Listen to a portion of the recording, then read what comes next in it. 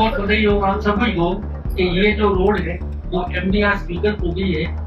आप लोगों का जो सहयोग रहा है हमारे साथ, पीडब्ल्यूडी के साथ आप सब भाइयों का रहा है।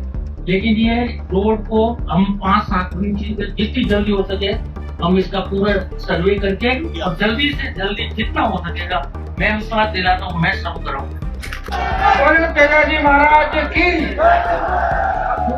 ये भी बहुत भागदौड़ करता है। सीएम का कार्य पता मुझे पता, सीएम और डिप्टी सीएम नहीं यहाँ भेजा है। वैसे सीधा आया प्रणब गुप्ता जी का फोन आया था मेरे पास।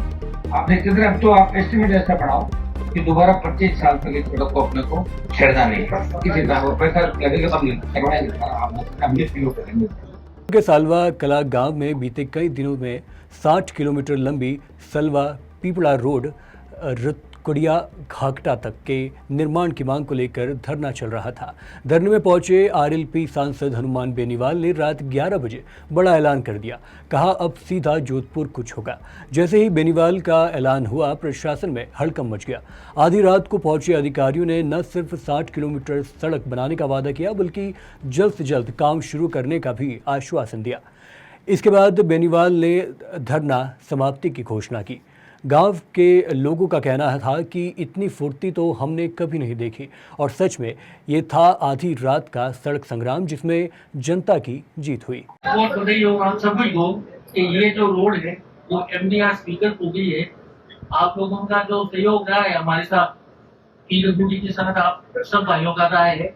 लेकिन ये रोड को हम 5-7 दिन जितनी जल्दी हो सके हम इसका पूरा सर्वे करके अब जल्दी से जल्दी जितना हो सकेगा मैं विश्वास दिलाता हूँ मैं सब कराऊंगा। तेजाजी महाराज की ये भी बहुत भागदौड़ करता है। सीएम का कार्य पता मुझे पता, सीएम और डिप्टी सीएम नहीं यहाँ भेजा है। वैसे सीधा आया प्रणब गुप्ता जी का फोन आया था मेरे पास।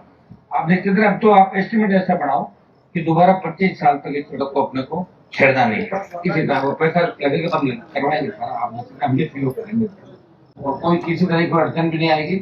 और आपने सहयोग किया है सब लोगों ने और आगे भी आप पूरी करना। पहले हमारे एससीपी और एसडीएम साहब तो पहले ही थे, लेकिन चूंकि मामला पीडब्ल्यूडी का है इनसे हम आश्वासन नहीं चाहते। हम चाहते थे कि आप आके इसको बताएं आपने क्या किया और अपन आगे क्या करें।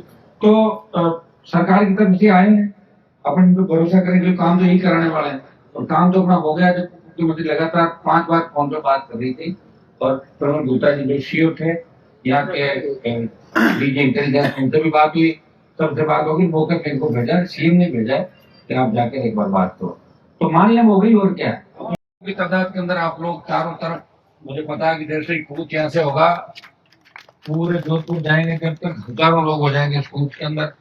और हम भी नहीं चाहते कि सरकार को हम परेशान करें। दुर्भाग्य से लगातार कल का दिन था, आज का दिन है, हमारी प्रदेश उप मुख्यमंत्री से टेलीफोन पे कम से कम 8 बार बात हुई।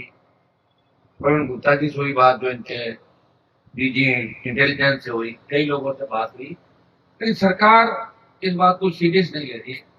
अभी मैसेज ये आया है कि 20 मिनट के अंदर अंदर पीडब्ल्यूडी के बड़े अधिकारी के ऐसी और ये लोग यहाँ आ रहे हैं और 20 मिनट आप लोग वेट करें। तो मेरे हिसाब से 11:05 तक हम वेट करेंगे एक बार अगर आके। और हमारा मकसद भी यही है, देखिए यहाँ हम कोई पॉलिटिकल हमारा एजेंडा नहीं, कोई राजनीतिक स्टंटबाजी नहीं, कोई रात को आपको परेशान नहीं करना, न रात को सरकार को परेशान करना। लेकिन कुछ लोग ये चाहते हैं कि अधिकारी यहाँ नहीं आए और हम चाहते हैं कि अधिकारी यहाँ नहीं आए। अगर नहीं आएंगे हम खुद ही चल पड़ेंगे वहां पर जोधपुर के आसपास।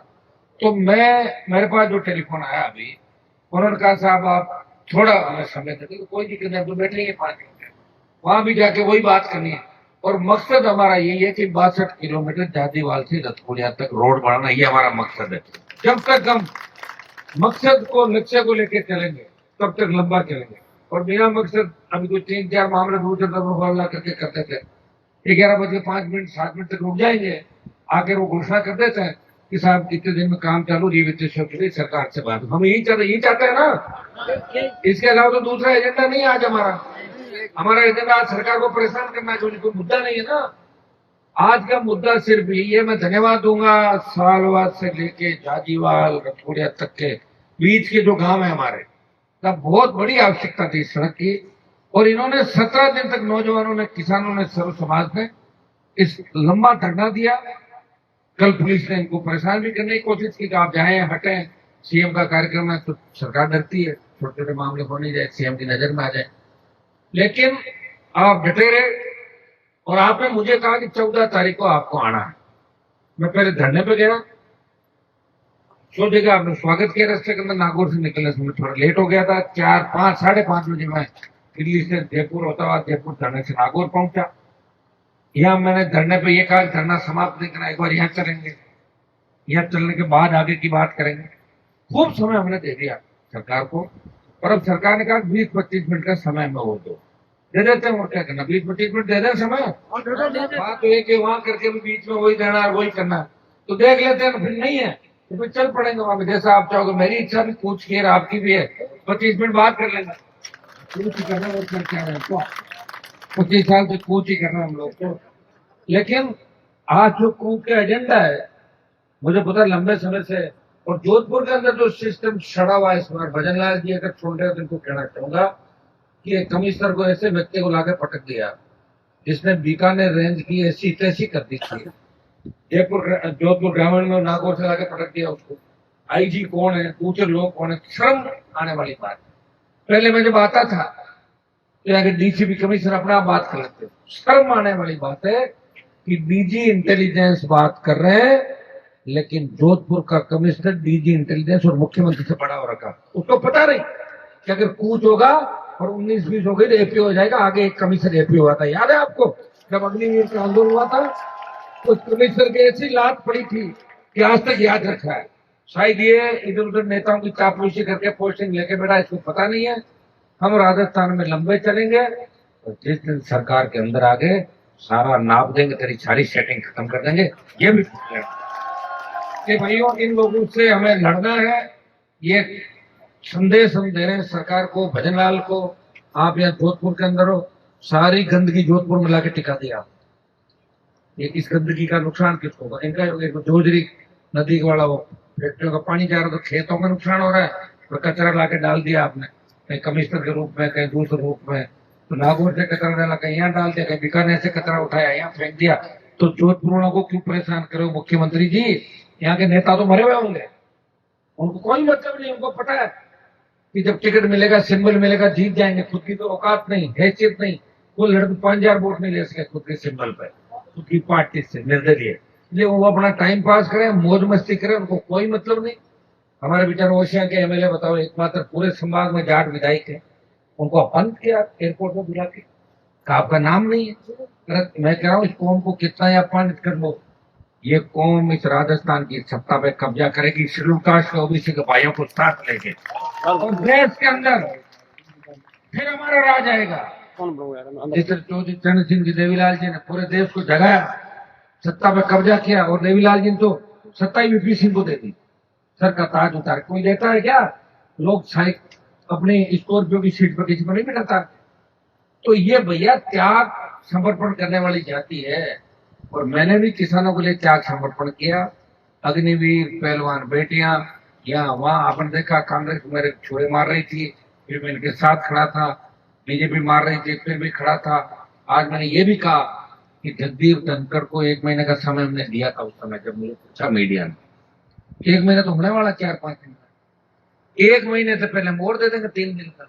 अरे अब तो बोल दो कि आप हटाए, पूरी बात बता दो। अगर आपको जबरन हटाया बिजली घेर लेंगे, और नहीं बोलोगे और 6 महीने बाद कहीं बोलोगे तो आपको कोई नहीं मानेगा। नहीं मानोगे ना 6 महीने बाद? ऐसे लोगों से भी सावधान रहो जो सत्ता का आनंद ले ले, मजे ले ले, और बाद में उनके साथ होकर जब बुढ़ापा आता है तब ये कहते हैं साहब हमारे साथ बहुत बुरा। अब तो तुम तो उनके साथ ही बुरा हो तो उसी में निकल जाते। मेरे साथ तो कोई बुरा नहीं हुआ, लेकिन हरियाणा, पंजाब, उत्तर प्रदेश के किसानों के जब आंसू मैंने देखे, मुझे रहा नहीं गया। और कोई लड़ने वाला नहीं था देश के अंदर हमारे समाज से। अकालियों ने सिर्फ सत्ता छोड़ी थी, अकाली मिनिस्टर ने। तब देश के मेरे समाज के लोगों ने कहा हनुमान जी हमारा समाज इतना कमजोर हो गया। बिल्कुल नहीं हुआ कि आप मोदी की सत्ता छोड़ो। हमारे वाले नेताओं में जंग लग गई, यूपी, हरियाणा, दिल्ली के नेताओं के। तब हनुमान मेरीवाल ने, वीर तेजाजी किस भक्त ने इस कौम के सम्मान में मोदी की सत्ता को ठोकर मारी। क्योंकि मुझे करने पे काम सीखता भाई, मेरे भजनलाल के साथ साथ अभी आराम से मजे से घूमता सारा, चार्टर लेके घूमता, मौज करता बीजेपी में। तो मेरे साथ आपको पता ये चीज थोड़ी सड़कों पर थोड़ी बैठना पड़ता अगर मैं बीजेपी के अलायंस में रहता तो।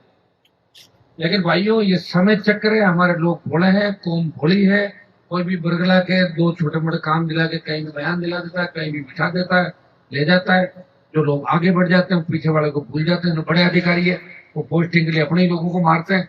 इन सब चीजों में अपने को सुधार की आवश्यकता है।